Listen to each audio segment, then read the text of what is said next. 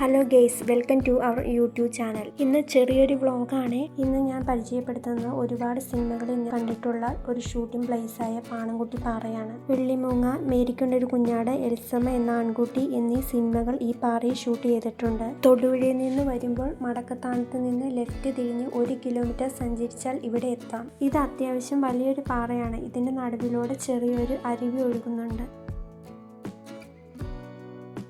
കാലൊക്കെ നനയ്ക്കാൻ പറ്റിയ നല്ല തണുത്ത വെള്ളമാണ് ഒഴുകുന്നത്.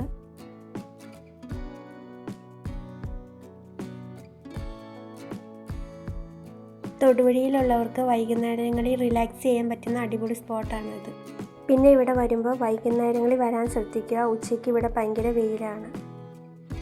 ഞങ്ങൾ കുറച്ച് സ്നാക്സൊക്കെ ആയിട്ടാട്ടോ വന്നത്.